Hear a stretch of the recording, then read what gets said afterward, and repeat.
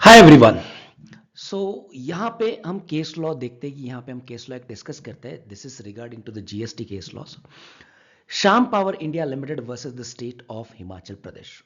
सो इस GST case law में exactly question किसके बारे में पूछा है, इंट्रोडक्शन में बताते हैं कि जीएसटी पेमेंट जो कि ड्यूटी प्रोटेस्ट में पे किया हुआ है, अंडर द प्रोटेस्ट, बट उसी जो ड्यूटी अंडर प्रोटेस्ट पे किया गया है उसी को उन्होंने admission as a liability treat किया है। ये सही किया है या गलत किया है, इसका डिसीजन इसकी यही हमें देखनी है। तो क्या डिसीजन के क्या बैकग्राउंड है, क्या इंट्रोडक्शन है, वो हम पहले देखते हैं। तो देखिए, the first part is what case background. Case का बैकग्राउंड क्या है पहले ये चेक करते हैं। तो पहले पिटिशनर जो है, जो पिटिशनर सिया लिमिटेड, मैंने नाम चेंज कर दिया है, सिर्फ बेसिक केस लॉस का नाम वहां पे सेम रख दिया, बट जो भी यहां पे आगे नाम देखेंगे वो यहां पे ऐसे ही होगा, आपको इमेजिनरी नाम होगा। तो Siya limited having its register office in Nagaland. उसके बाद उन्होंने क्या किया कि वो engage in conditioning the survey, designing and construction and transmission lines for hydro electronic projects and building the sub contracts for the rural electrification. तो इनका मेन नेचर बिजनेस का क्या है, providing the services to the in this matter, correct. तो Siya limited का main business आ गया, वो रजिस्टर्ड कहां, ये भी आ गया। उसके बाद क्या हो गया कि deputy commissioner of the state issued the notice issue किया है ADT-01। इसका मतलब होता है कि ये नोटिस होती है ऑडिट की कि हमें कुछ आपके रिटर्न्स में या कुछ डेटा में हमें प्रॉब्लम है, तो will do the audit. Okay fine, audit करना है। तो ऑडिट कौन से साल का करना है, 2017 एंड 2018 एंड 19 का ऑडिट हमें करना है। उसके बाद क्लाइंट ने या तो पिटिशनर ने सारी इंफॉर्मेशन प्रोवाइड किया गया है डिपार्टमेंट को कि आपको जो भी लगता है ऑडिट के लिए वी विल प्रोवाइड, मतलब उन्होंने अच्छी तरह से कोऑपरेट कर दिया है। आगे, इन्फॉर्मिंग द पिटिशनर, मतलब अभी डिपार्टमेंट का क्या रोल आता है, डिपार्टमेंट ने सारा ऑडिट कर लिया है तो पिटिशनर को वो इन्फॉर्म करते हैं कि wrong availment of input tax credit. तो आपने इनपुट टैक्स क्रेडिट का मतलब टैक्स क्रेडिट लिया है बट वो रॉन्गली अवेल किया है, the tune of ₹1.11 crores in respect of the sum purchases. तो किसी कोई परचेसेस, यहां पे आप केस लॉस पढ़ोगे तो देयर 3 क्लाइंट्स के नाम लिखे हैं उनके, कि उनके रिगार्डिंग उनको डाउट है, उनको सस्पिशियस है कि इनका क्रेडिट सच में लायबल है या नहीं है। इसलिए उन्होंने इस ऑडिट में बताया गया है कि 1.1 करोड़ रुपीस 1.11 करोड़ रुपीस का आईटीसी आपने गलत लिया हुआ है, ऐसा सिर्फ ऑडिट के ऑब्जर्वेशंस बताए थे, ऑडिट के ऑब्जर्वेशंस बताए थे। आगे क्या हुआ वो देखते हैं। तो मतलब यहां पे मैंने जनरल बैकग्राउंड बता दिया कि ऑब्जर्वेशन मतलब क्या हुआ था एग्जैक्टली। आगे चलते हैं।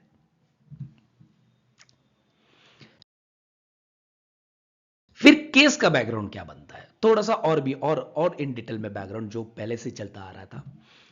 It also reveal that the audit report in form ADT2 and no short payment of tax. मतलब ऑडिट हो गया, ऑडिट में क्या मिला आपको, सिर्फ आईटीसी रॉन्गली अवेल किया हुआ है। फिर उसके बाद ADT2 वो जो रिलीज होता है, डिपार्टमेंट जो देता है, तो उसमें सिर्फ और क्लियरली कट कहा गया कि वहां पे कोई भी शॉर्ट पेमेंट ऑफ टैक्स नहीं है, ना आउटस्टैंडिंग है, नथिंग नथिंग इज देयर। सिर्फ और सिर्फ एक पॉइंट निकलता है, वो भी पॉइंट निकलता है मतलब आपने क्रेडिट रॉन्गली अवेल्ड किया है। आगे, पिटिशनर को डायरेक्टेड किया जाता है, डायरेक्टेड मतलब उनको बताया जाता है, डिपार्टमेंट बताता है कि to reverse this ITC, ITC को रिवर्स कर दो, correct, along with the penalty, interest and penalty under section 74 of the act। Section 74 आपने कभी पढ़ा होगा, 73 और 74। 73 फॉर क्या है, फ्रॉड के लिए लिया जाएगा, तो और 74 क्या है कि गलती से होता है, ठीक है। तो 74 के अकॉर्डिंग इंटरेस्ट और पेनल्टी और वो आईटीसी सब कुछ उन्होंने क्या कर दिया है, उनको बताया गया है कि आप ये रिवर्स कर दो। आगे क्या होता है, इट्स लीगल रेमेडीज, मतलब अभी पिटिशनर क्या करता है कि लीगल रेमेडीज के लिए वो क्या करता है कि सारी की सारी जो ड्यूटी होती है जो आईटीसी उसको रिवर्स करना है, मतलब अभी एग्जैक्टली फिगर आ गई है 1,11,45,134 रुपीज, वो क्या करते हैं, रिवर्स तो कर देते हैं बट वो कौन से हेड में, अंडर प्रोटेस्ट। अंडर प्रोटेस्ट मतलब अभी तक हम इसके ऊपर मतलब हमें डिपार्टमेंट ने तो बताया बट हम डाउटफुल है, हमें हमारे अकॉर्डिंग मतलब पिटिशनर के अकॉर्डिंग ये सही नहीं है, बट डिपार्टमेंट के अकॉर्डिंग डिपार्टमेंट ने उन्होंने यहाँ पे इस केस में ऐसा दिया था कि जोर लगाया था कि नहीं आपको भरना है, प्रेशर दिया था, तो उन्होंने ड्यूटी भर दिया है, रिवर्स कर दिया है, बट अंडर प्रोटेस्ट अदर के कॉलम में। मतलब अभी तक उनको अभी तक ये क्या है, मान्य नहीं है किसको, पिटिशनर को, कि मैंने रॉन्गली क्रेडिट अवेल किया है, इसलिए उसने ड्यूटी प्रोटेस्ट में, मतलब वो बाद में रिफंड भी ले सकता है इस पैसा, क्योंकि ड्यूटी प्रोटेस्ट का वही होता है मीनिंग। आगे चलते हैं।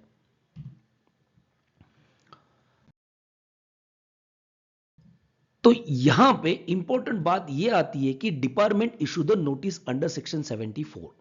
पहले ही मैंने बोला था कि इंटरेस्ट एंड पेनल्टी उनको 74 में लगाई गई थी, बट अभी वो नोटिस इशू करता है। पहले तो शो कॉज नोटिस इशू होता है 74 में, तो वही वहां पे बताया गया है कि इंटरेस्ट का बताता है कि 1,32,34,923 का नोटिस, उसमें इंटरेस्ट लिखा जाता है। पेनल्टी लिखी जाती है कि 1,01,45,134, इट्स उन्होंने 100% ऑफ टैक्स लगा दिया। बट प्रॉब्लम ये है कि इस नोटिस में आपकी टैक्स लायबिलिटी भी होनी चाहिए थी, बट ये नोटिस इशू करते वक्त उन्होंने टैक्स लायबिलिटी में क्या लिखा है, जीरो। बेसिक टैक्स ड्यूटी का दिया ही नहीं कुछ रिलेशन।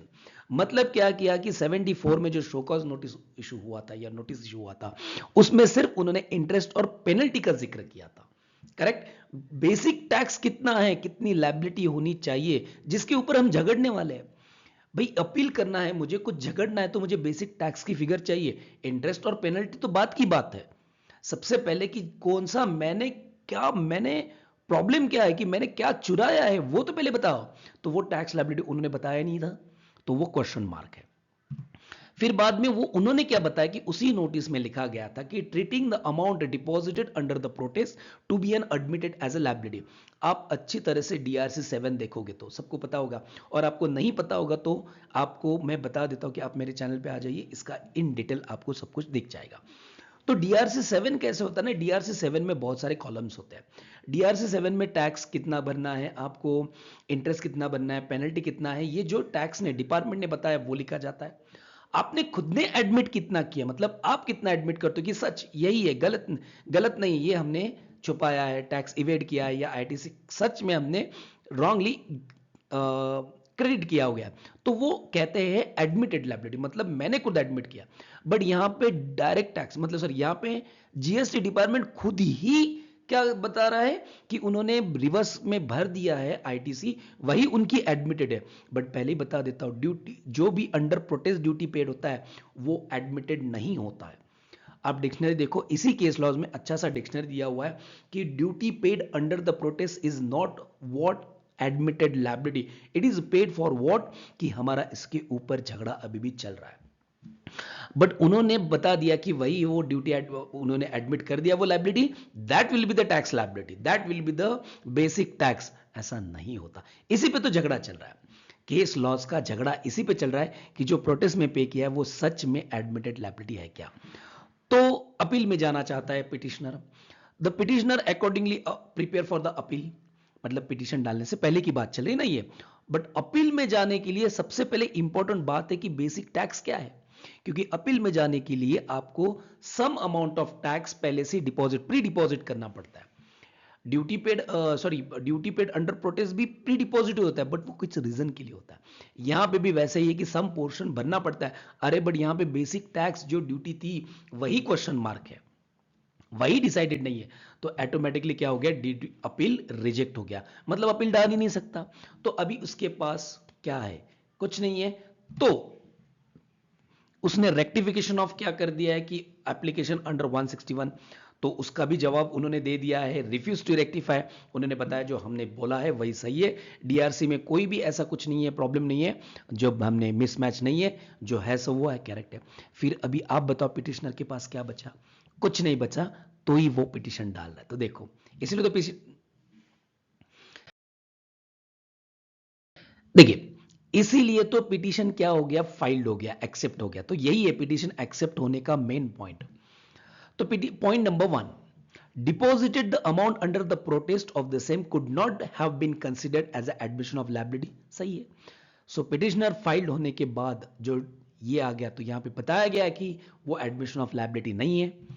दूसरा पॉइंट है कि not carrying out any independent investigation couple with the other evidence, मतलब उन्होंने सिर्फ ऑडिट किया था, ऑडिट के भरोसे पे उन्होंने बताया गया था कि हाँ भाई यहां पे ITC wrongly availed, it doesn't mean that कि वो लायबिलिटी है, क्योंकि उन्होंने अदर इन्वेस्टिगेशंस कुछ भी किया नहीं था, अदर इन्वेस्टिगेशन टर्म्स या कुछ एक्टिविटीज उन्होंने कुछ नहीं लिया, तो आप डिसाइड करके इसे कर पाओगे।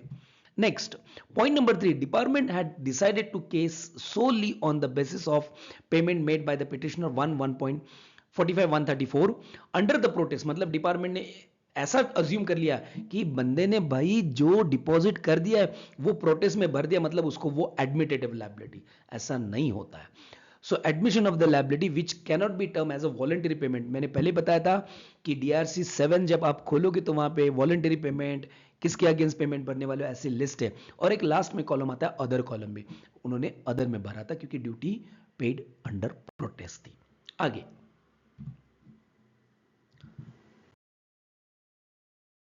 यहां पे अभी final decision of the court क्या आ गया, तो final decision of the court, the writ petition is allowed. क्यों अलाउड हो गया? क्योंकि बेसिक ड्यूटी नहीं था, वो अपील नहीं कर सकता, तो उसका राइट, बेसिक राइट क्या हो रहा था, वायलेट हो रहा था, तो इसने पिटिशन अलाउ कर दी।